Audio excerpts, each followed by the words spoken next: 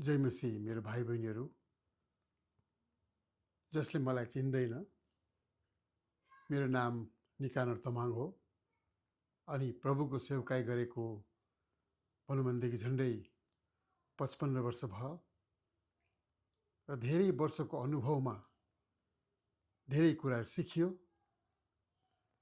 र आज पनि सिकिरहेको छु। सानो कुरो भन्न चाहन्छु।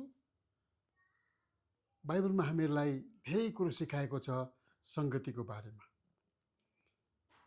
कसरी हामीहरू एकअर्कासँग भेट्नुपर्छ, सङ्गति गर्नुपर्छ।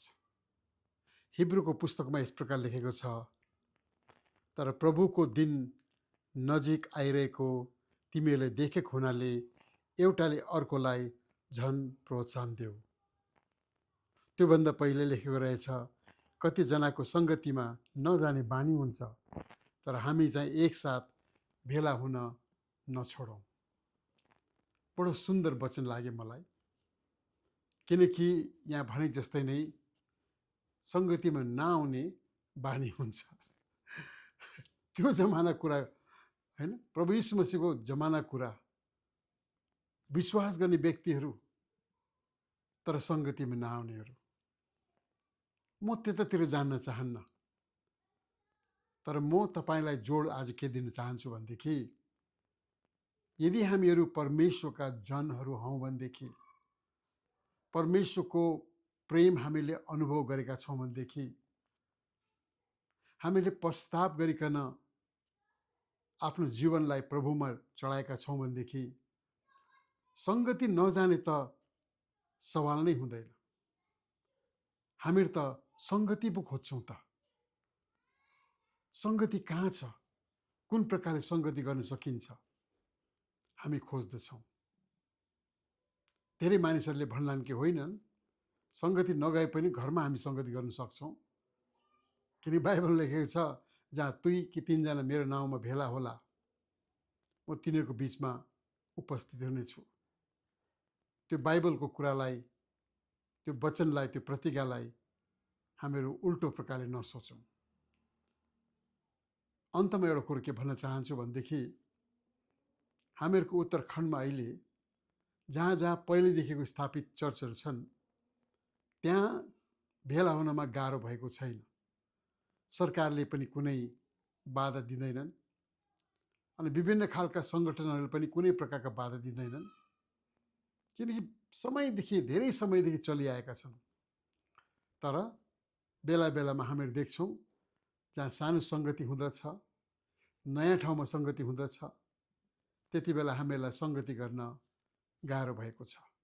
जे होस्, म अस्ति धेरै प्रोत्साहित भएँ एकजना मान्छेको सोचबाट। पहिला मैले उसको वचनले याद गरेको थिइनँ, तर पछि हेर्दै जाँदा, सुन्दै जाँदा म धेरै नै प्रभावित भएँ। उहाँले के भन्नुभयो भनेदेखि, पहिलो शताब्दीमा पनि त भेट्न गाह्रो भएको थियो। भनौँ भनेदेखि 400 वर्षसम्म कुनै ठाउँमा मण्डललाई फ्रिडम थियो, कुनै ठाउँमा थिएन। कुनै ठाउँमा निर्धक्क उनीहरूले सेवकाई गर्न सक्थ्यो, कति ठाउँमा उनीहरू लुकेर बस्नु पर्थ्यो, ओडारमा बस्नु पर्थ्यो, डाँडामा प्रार्थना गर्नु पर्थ्यो, लुकी छुपी प्रार्थना गर्नु पर्थ्यो। तर एउटा कुरो याद गर्नु, उहाँले भन्नुभयो, उनीहरू भेट्न छोडेनन्। अनि उहाँको उत्साह के थियो भनेदेखि, तिमीलाई चर्चमा भेट्न दिँदैन भनेदेखि, सानो झुन्डमा भेट्न दिँदैन भनेदेखि, तिमी बाटोमा भेट, तिमी खोलाको बगरमा भेट, तिमी पहाडमा भेट, तिमीहरू खेतबारीमा भेट, तिमीहरू दोकानमा भेट, तिमीहरू 1-2 जनासँग मिलिकन घरमा सङ्गति गर, तर भेट्न चाहिँ नछोड, भेट्न चाहिँ नछोड, भेट्न चाहिँ नछोड। किनकि यहाँ लेखेको छ कि हामी एका अर्कालाई भेटिकन हामी एका अर्कालाई प्रोत्साहन दिँदछौँ। नजिक समय छ, प्रभुको समय नजिक छ। अनि हिब्रूको लेखकले भन्नुहुन्छ, हामीहरूले हाम्रो विश्वासलाई थामिराख्नुपर्छ, त्यो आशालाई थामिराख्नुपर्छ, भेट्न चाहिँ छोड्नुहुन्न। हुनसक्छ हाम्रो चर्च अहिले चलिरहेको छ, भोलि हामीलाई गाह्रो होला, ठाउँ नमिल्ला, 2 जना 3 जना 4 जना हामी भेट्छौँ, तर भेट्न चाहिँ नछोड्ने।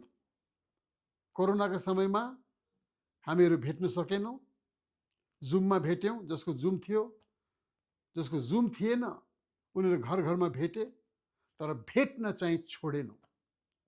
यसकारण तपाईँहरूलाई म चुनौती दिँदछु, यदि तपाईँ साँच्चै प्रभुमा विश्वास गर्नुहुन्छ, तपाईँकोमा जीवन छ भनेदेखि तपाईँले दाबी गर्नुहुन्छ, तर सङ्गति छोड्नुहुन्छ भनेदेखि आफ्नो दाबीलाई एकचोटि फेरि अवलोकन गर्नुहोस्, एकचोटि फेरि हेर्नुहोस् कि तपाईँको दाबी चाहिँ साँचो हो कि होइन।